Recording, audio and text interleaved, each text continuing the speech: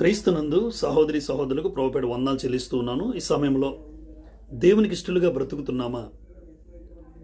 దేవుడిచ్చినటువంటి ఈ జీవితం నేను అనుకుంటే ఈ లోకంలో నేను పుట్టలేదు, నా తల్లిదండ్రులు అనుకుంటే నేను పుట్టలేదు, దేవుడు అనుకున్నాడు కాబట్టి ఈ లోకంలో నేను పుట్టాను అని మనం తెలుసుకోగలిగితే ఈ లోకంలో బ్రతికిన బ్రతుకంతా కూడా దేవునికి ఇష్టంగానే బ్రతుకుతాం.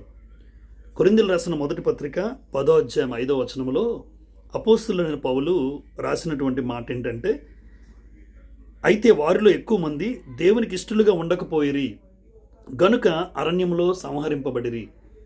ఇశ్రాయేలు దేవునికి ఇష్టలుగా ఉండకపోయిరి అన్నాడు. ఎక్కువ మంది ఈరోజు క్రైస్తవ సమాజంలో కోటాను కోట్ల క్రైస్తవుల్లో ఎంతమంది దేవునికి ఇష్టలుగా బ్రతుకుతున్న వారు ఉన్నారు? ఆ రోజు దేవునికి ఇష్టలుగా ఉండకపోయారు గనుక అరణ్యములో వారు సంహరింపబడ్డారు. ఈరోజు దేవుడిచ్చినటువంటి ఈ విలువైన జీవితం ఒకే ఒక్క జీవితం, నా ఇష్టం, నా బ్రతుకు, నా జీవితం అని కాకుండా దేవుడు పెట్టినటువంటి జీవితం, దేవుడు అనుకున్నాడు కాబట్టి ఈ భూమి మీదకి నేను వచ్చాను అని మనం తెలుసుకోగలిగితే మన బ్రతుకు కాలమంతా దేవునికి ఇష్టంగా బ్రతకడానికి ఆలోచన చేస్తాం. లూకాసు వార్త 16వ అధ్యాయం 25వ వచనంలో అబ్రహాం గారు ధనవంతుడు లాజరు సందర్భంలో మాట్లాడుతూ ధనవంతుడితో ఇలా అంటాడు, నా కుమారుడా, నీ జీవితకాలము నీకిష్టమైనట్టు నువ్వు బ్రతికావు, నీకిష్టమైనట్టు బ్రతికావు. ఈరోజు నరకము, వేదన, యాతన పడుతున్నాడు. ఎవరైతే నా ఇష్టం, నా జీవితం, నా బ్రతుకు అంటారో భవిష్యత్తు వేదనకరంగా ఉంటుంది.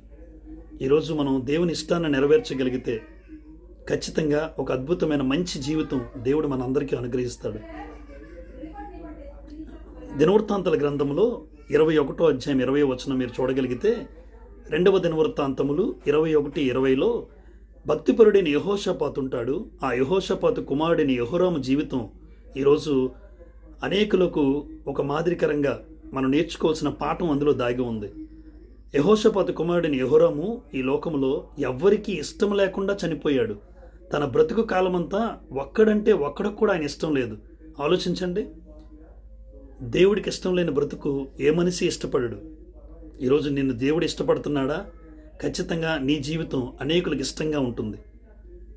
హెబ్రీయులకు రాసిన పత్రిక 11వ అధ్యాయం 5వ వచనంలో ఒక గొప్ప భక్తిపరుడు హనోకు జీవితాన్ని మనం చూడగలిగితే హనోకు గురించి రాయబడిన మాట ఒక అద్భుతమైన శ్రేష్టమైన మాట.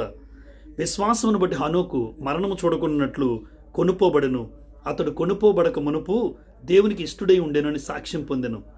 దేవునికి ఇష్టడిగా ఉంటేనే ఆ గొప్ప పరలోక భాగ్యాన్ని పొందుకోగలం. అతడు కొనుపోబడక మునుపు దేవునికి ఇష్టడిగా ఉన్నాడు.